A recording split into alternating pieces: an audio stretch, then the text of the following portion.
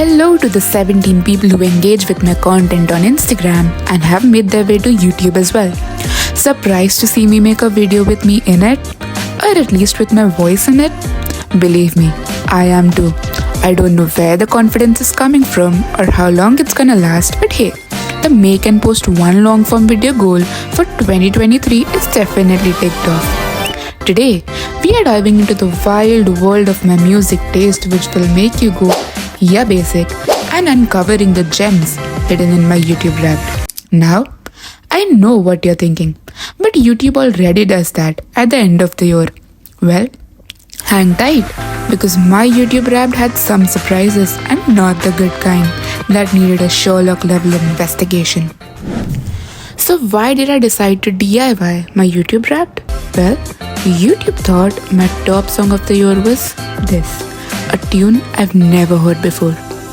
Well, maybe when I saw the movie 10 years ago, but definitely not this year. And it said I listened to it like 102 times. It's like waiting for my rap an extra day because I use YouTube Music and not Spotify and finding out that it's not even accurate. Not cool, YouTube. Not cool. If my top song is incorrect, how do I trust the other stats? Okay, I know it might just be a bug and everything else could be true, but I had this project on my mind for a long time and now I finally had a reason / motivation / justification to do it. So bear with me. And there's more. You see, in August 2023, I moved from India to the city that never sleeps, New York City.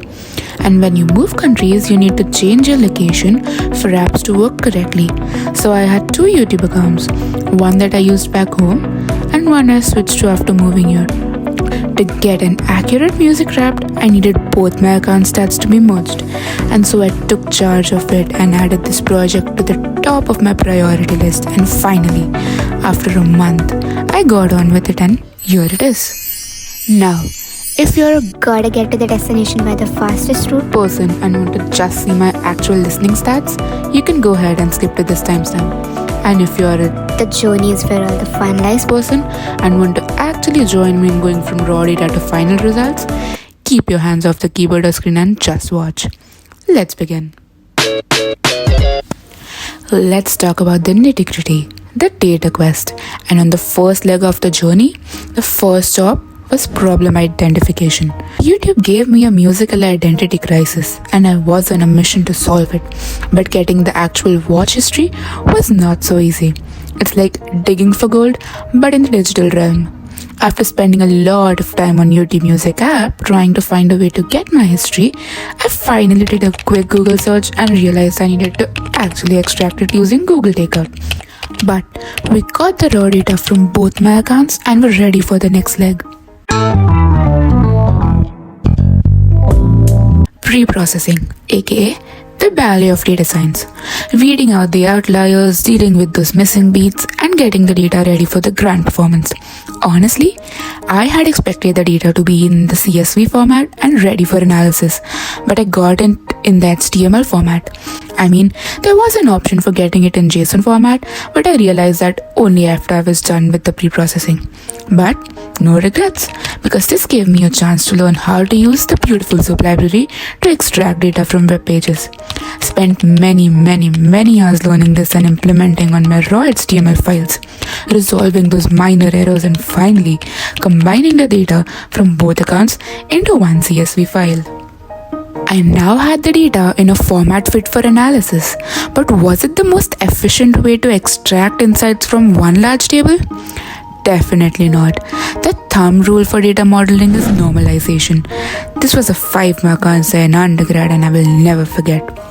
So out comes my iPad and pencil and I start sketching out the different table structures and how they will be connected with keys.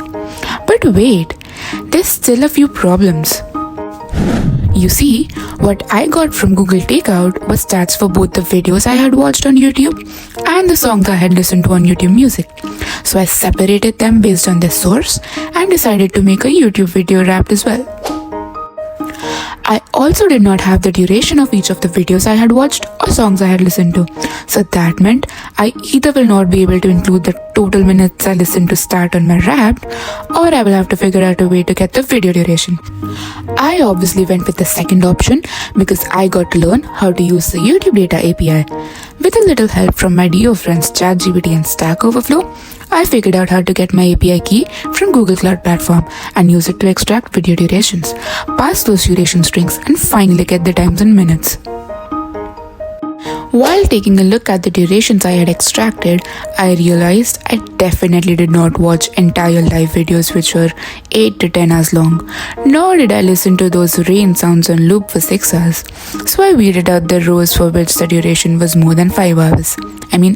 I have watched a few walking videos that are 5 hours long, hence the limit. And after doing all of this, I ended up splitting the one big table into 6 and was ready to move on to the next step. Then comes the analysis rodeo. Time to have some fun. And yelled at my computer when translating the logic of SQL queries to pandas functions, but mostly fun. I did a lot of filtering and merging and aggregating and sorting, and why is this result a blank table, and oh, that's why, and joining and questioning my decision of doing a project instead of sleeping through the winter break. But let's not forget the showdown, when my top song finally revealed itself and I could say gotcha to YouTube's little prank. Now, if skipped to come here directly, welcome. Let's catch you up. After drinking 20 coffees and doing a lot of searches that went like how to do this most basic thing in Python because God forbid I remember the syntax for once, here we are, the grand unveiling, YouTube and YouTube Music Wrapped 2023, Jahnavi's version. Let's start with YouTube Music. In 2023, I listened to 20,974 minutes of music. That's like 14 days or almost half a month. I listened to 2,067 different songs by 702 different artists. My streaming time increased significantly once I moved to New York in August, with my peak listening month being November. Valid because I avoid overthinking by having music playing in my ears constantly. Not even kidding. Even to my surprise, I streamed music for over 14 hours on November 7. That's like the entire time I was awake. And I went back and manually checked all the entries of November 7 and all were in fact valid. If only I had a journal which I could go back to and see what was up with me on November 7. Moving on to some actual fun stats. My top artist for 2023 was none other than Taylor Swift. Anyone could have guessed it and no one was surprised. 4,044 minutes streamed and I enjoyed each one thoroughly. Here are my top 5 artists of 2023. Just to point out, 989 streams cannot be a coincidence the year she released 1989 Taylor's version. And here are my top artists for each month of 2023. As you can clearly see, there is at least one thing I am consistent at. My top track of 2023 was Champagne Problems. I listened to it 34 times. 21 of those were after I moved to New York. Something was definitely up with me. My top 5 tracks of 2023 were sad but very groovy. My top 10 Taylor Swift tracks were representative of the range of her discography. She's got a song for every situation. If you get this reference, can I please be your friend? I had access to numbers, so I extracted some unnecessary stats as well. Like, I listened to All Too Well 10-minute version, Taylor's version 27 times. That's like 4.5 hours. 11 of those were Sad Girl Autumn versions. Do what you will with that information. Up next, a short and sweet YouTube videos wrapped. As you can clearly see, my content consumption dropped so much after I moved to New York because A, I do not have a TV here, and B, All my time was spent cooking, cleaning, grocery shopping, and typing homeworks in latex. But I still managed to watch 35,000 minutes of content in 2023 from 488 different channels.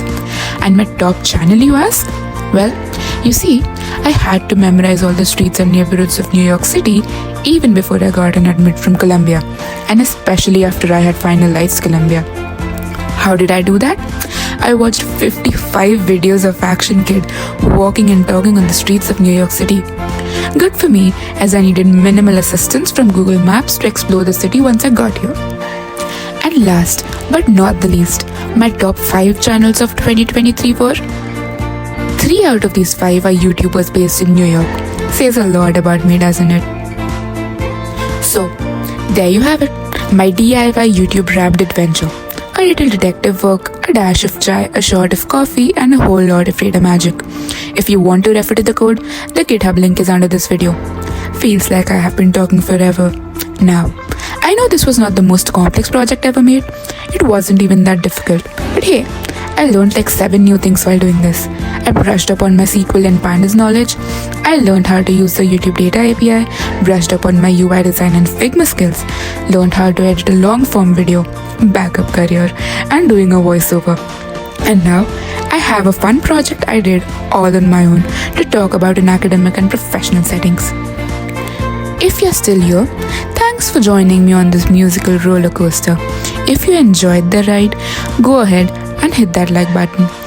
Won't ask you to subscribe because I have no clue if I am ever going to make a second video.